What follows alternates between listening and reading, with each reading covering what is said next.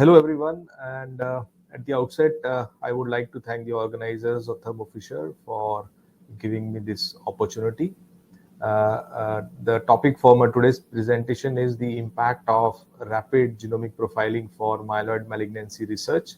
And in this presentation today, I'll be sharing my experience of using Genexus platform for myeloid malignancy research.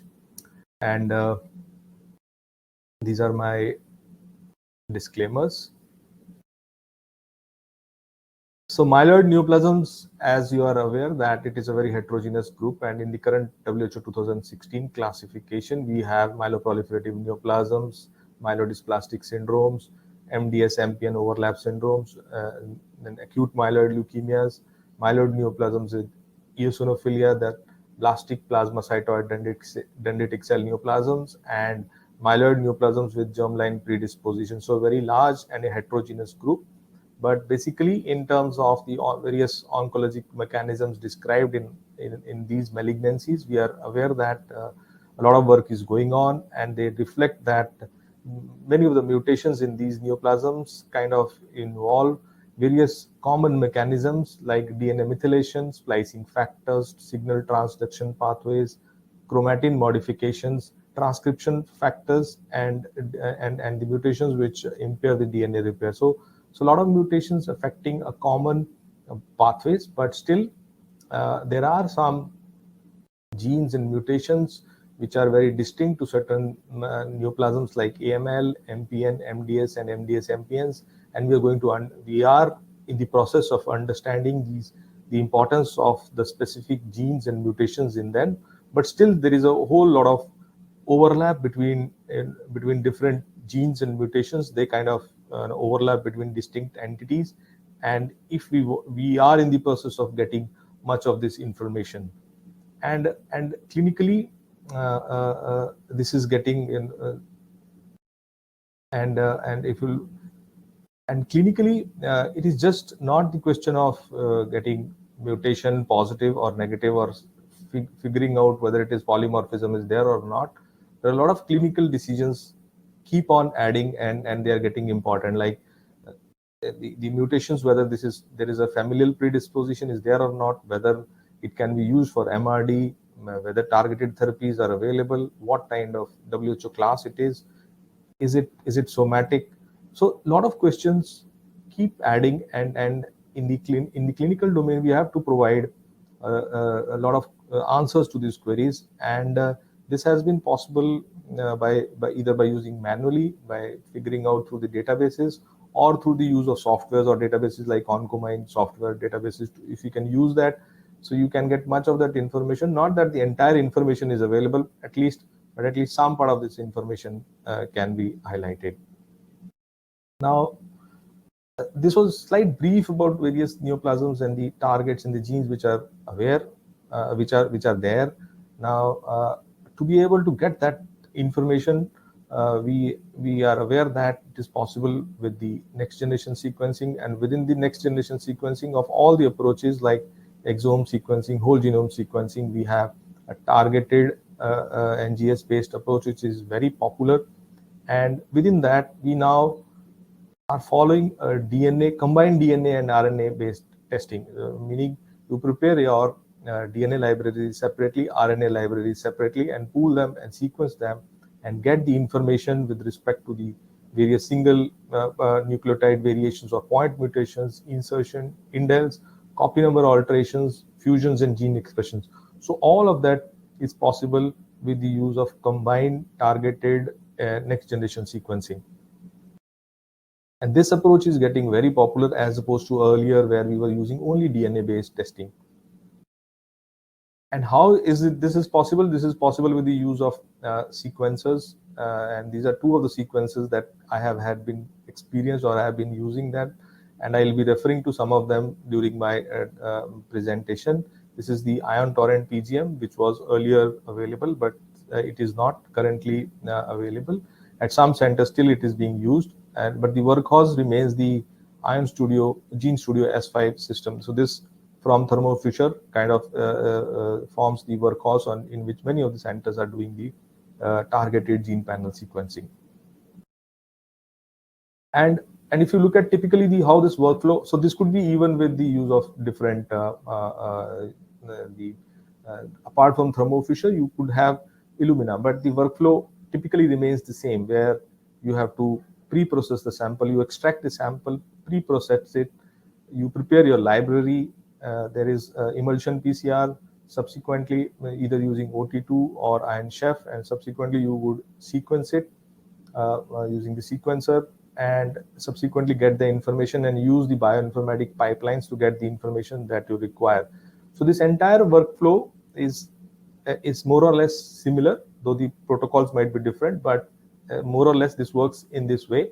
And it typically takes around 3 to 4 days to be able to get that information, sometimes even more, depending upon what kind of staff and what kind of trained manpower or the infrastructure is available to you. So that process could take 3 to 4 days or more than that time. But recently, the Thermo Fisher has launched a new platform, that is the Ion Torrent Genexus system, and we have been using this system since the last 1 year, and this has been pretty effective in helping us find out what information that we could get from these samples. So typically in a NGS workflow on a Genexus, all that you have to do is extract your sample and load it into the sequencer, and that is all that you have to do from your end. Majority of the things are being done by the system, where it includes an automated library preparation, templating, sequencing, and analysis. So within a span of 20 to 24 hours, you are able to get that information, and this information you can push it through a plugin to the Oncomine reporter, and you can get your final reporting. So that is the workflow on which this Genexus system has been designed. And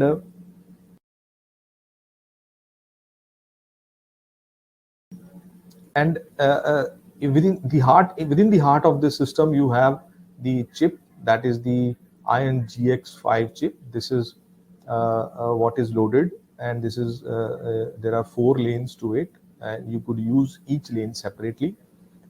Each of these lanes, you can generate around 20 to 15 million reads per lane, and as I said earlier, it takes around 20 hours for one lane, and it could take around 24 to 30 hours for the full chip. And depending upon the panel, what panels you would like to run, you can run different amount of samples. With respect to the myeloid, as we are discussing myeloid, usually you can run, there are 3 modes on which it can be run. This is the combined DNA and RNA mode, only DNA mode, and an RNA mode. Now, for each of the lanes, you can run different modes separately. For a combined DNA and RNA mode, you can run 8 samples, combined samples, DNA plus RNA. For DNA only mode, you can run 16 samples on 2 lanes. And for only RNA mode, you can run 32 samples per lane. And once you can use each lane separately, it is important to note that you have to finish this chip, or you have to this chip is available to be used within a span of 15 days. So you can, if you have used one lane and you would like to use other lanes after 2 days, it is possible. So till 15 days, this chip could be used. It is usable.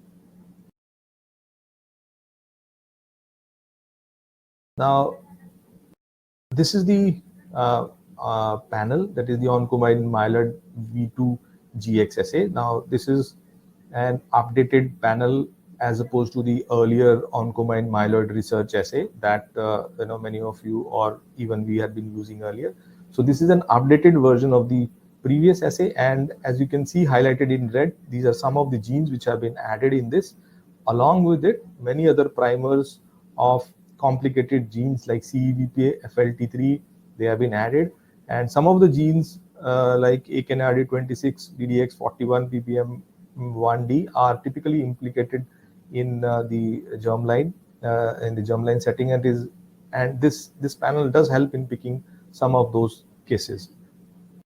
So This panel has around 28 hotspots, 17 full genes, 30 fusion drivers, expression and some expression controls, and it almost covers most of the disease relevant genes and mutations, covering AML, MDS, MPN, and MDS MPNs like CMML and JMML. So all majority of the genes, commonly implicated genes in the myeloid neoplasm that we have discussed earlier, are covered in this panel. Now, so using this panel and the instrument, we kind of went through an analytical validation where we used 42 research samples where there were 52 mutations and fusions in 6 runs. So these included around 32 new known mutations in 22 samples, and there were around 20 fusion samples. There were 18 positive samples and 2 negative samples. So these various, these mutations and fusions were confirmed by various assays like NGS, Sanger, Fragment, FISH, and RT-PCR. So various methods, metric-specific, these samples being utilized for validation and confirmation. And in addition, we used a myeloid DNA reference standard available from Horizon. This is HD829. It is around 20 to 25 genes are there at variant allele fractions. So utilizing these set of samples, we underwent and checking the analytical sensitivity, specificity, reproducibility, accuracy, precision, and LOD of this assay. And these were the previously characterized 22 samples that I was mentioning. Specifically with respect to FLT3, these were the mutations, and then this FLT3 ITDs varied from around 30 base pair to around 150 base pair insertion. That is what we tested out. NPM, 6 samples, different types of NPM, CBPA, and then even different subset of mutations like JAK2, CALR, 52 base pair. So different subset of different types of mutations, variations, point mutations, duplications were tested in this testing that we went through. And in the fusion section, there were 20 samples that I mentioned, 18 positive and 2 negative. And these positive samples included different BCR-ABL transcripts, that is the P210, P190. Then there were samples for 821. There were the samples for PML RARA. There is 1517 again, different transcripts, BCR1, BCR3, MLL, different types of MLL that were available, and ETV6 RUNX1 fusion gene as well. And there were 2 samples which were negative by either of the 2 methods, that is FISH and RT-PCR. So this was what we went through, and this is the how the GeneXis run looks like as the data comes out after a set of around 20 to 21 hours. This is how the lane looks like, and data shows like loading, there is total basis and the final reads. So in this particular case, 3.6 GB and 18 million reads were generated through this lane, and this was very good because that was what has been recommended, 12 to 15 million reads, and in this run we were able to get around 18 million reads for this assay. So this chip or this picture helps us see that whether the loading has been appropriate or not. Any issues here, there is like bubbles which were not there, but you can figure out whether there is some issue in the chip or not. And further to this analysis of that run, you get to see DNA and RNA, the run QC run profile of each of the distinct 8 cases that we were used. You could see here the total reads, the mean depth, the histogram of all the DNA cases, and in this particular run, on an average, there were around we were able to get a mean depth of 3,000x in this particular sample, and this was quite the routine that you are able to achieve around 3,000 to 4,000x of coverage per sample when you are doing your sequencing analysis.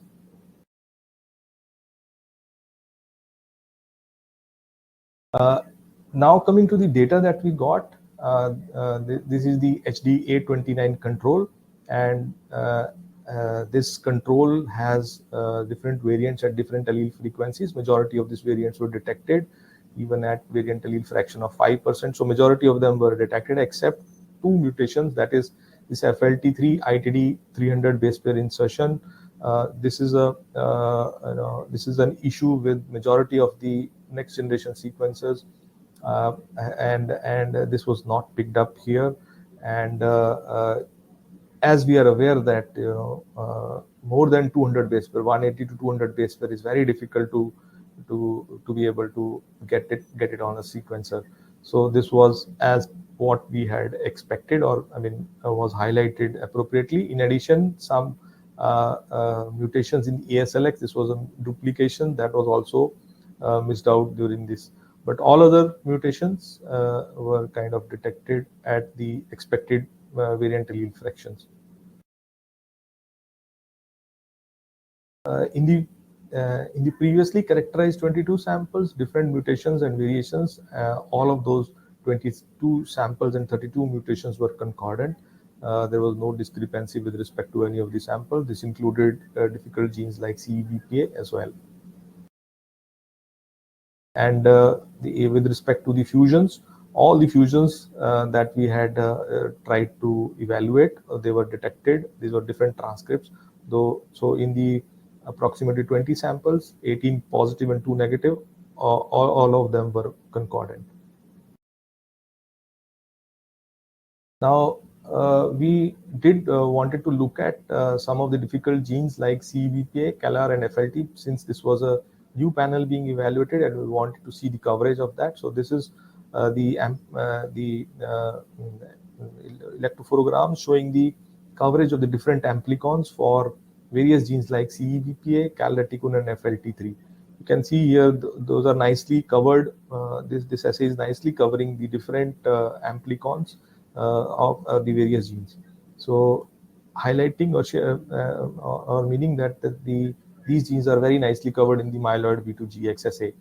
Why I am specifically mentioning this is that because in the previous V1 assay there have been issues in terms of the coverage of genes like CBPA, and we wanted to evaluate that. And just to highlight that, this is one sample run by a previous assay. This is V1 assay, and subsequently the V2 assay. You could see here the amplicons missing out a part of the CBPA genes. So any mutations in this particular area will not be covered, and definitely you're going to miss out some of the CBPA mutations in this. And you could see here the amplicons nicely covering the CBPA fully. So this assay, in a way, assuring that this assay is likely to pick up that CBPA gene is fully covered, and is likely to pick up CBPA mutations, which are sometimes challenging because of the GC-rich regions. One typical example of the CBPA showing the duplication that was picked up on using the next generation sequencing. So after optimization and validation of this, so this panel was used for additional samples of different hematological malignancies, as well as for the additional the cases where they were suspecting some kind of anemia or disease, and this was around total 160 samples were processed, and of that the 120 samples were processed using the combined DNA and RNA mode, and 40 samples using the only DNA mode. And because we had missed out earlier the FLT3 300 base pair insertion or ITD, we kind of performed FLT3 ITD and NPM by fragment analysis parallelly in almost 80 samples, so just to reassure or see whether there is some additional changes or we are missing out something on this assay. This is how the summary of that 20 runs, where you can see here the very consistent results all throughout. Whatever is seen is light blue is the combined DNA and RNA using V2GX assay, and what is seen in dark blue is the only DNA assay. And you could see approximately you were able to get around 3 million, 3 to 3.5 million GB data, and the approximately it is more than 16 million reads in each of this run assay, and very good raw read accuracy in each of these cases. So believe me, this is the data where you just have to load the sample, and while loading the sample, you take care of the DNA and RNA that goes in, and that is it. After that, entirely the instrument, library preparation, sequencing, and subsequent analysis, and this is what you are getting the results after that. So this has been very, very good in that way, without any too much issues in that. You are able to get your results very quickly. Within a span of around 24 hours, you are able to get your results. That is extremely fast. And to share you the results of that, this is of this 160 cases. As I mentioned, 120 cases in the combined DNA and RNA mode, and 40 cases in the only DNA mode.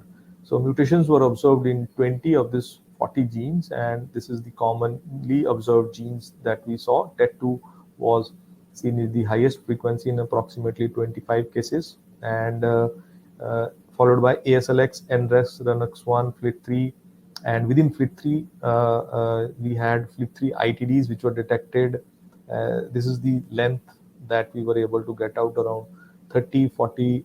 So approximately 100 to 150 base pair is what we had tested out in this particular exercise that we did. Then there were JAK2 cases, and even you see here in approximately 6 cases, there was CEBPA mutation. So this is a high number as opposed to many other samples. When we keep discussing this, many a times CEBPA is missed out.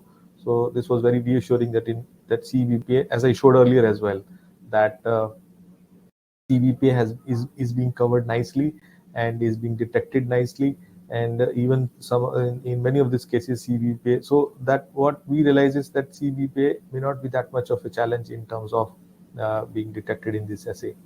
So overall, approximately 74 of the 160 samples had mutations in more than one genes, and 37 samples had a single gene mutation. So total around approximately 110 of the 160 samples had mutations.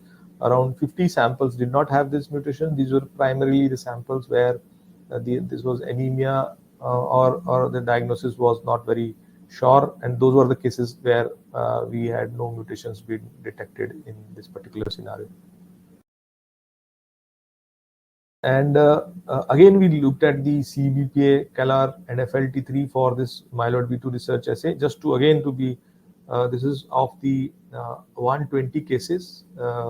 Just to look at each of these reads, how many reads are there for that gene, to whether this is covering or something is missed out during that. So almost 100 to 120 cases, you can see the CEBPA gene is covered. Those there is a slightly less gene the reads in the earlier, but this was a good in the other in one of the runs, but majority they were very good, and even the CALR and FLT3 was nicely covered. So again, reassuring that this is able to detect those key genes very nicely. And in the fusions that we tested out, almost 15 subsequently, sorry, this is subsequent to almost 120 samples which are run in combined mode. There were 15 fusions that we detected. This was BCR-ABL, MLL, PML3, BCR3. There's an 821, 2 inversion 16, one a NUP 98. This is a new gene which has been added, and this was one case of NUP 98 fusion, and one case of ETP6 ABL1.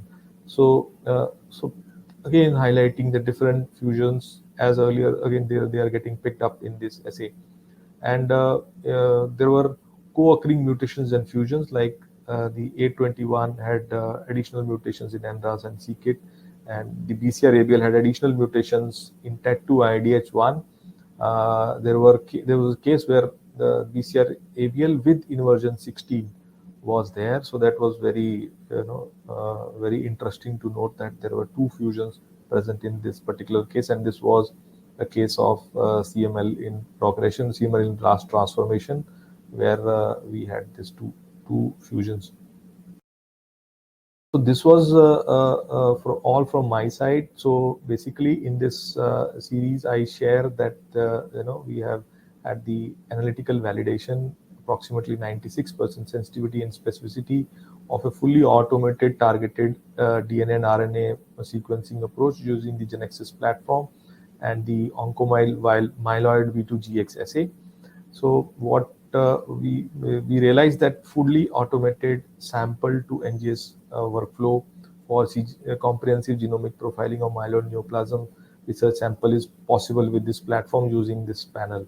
So this was all from my side. Thank you so much. I'll be happy to take any questions there. Thank you.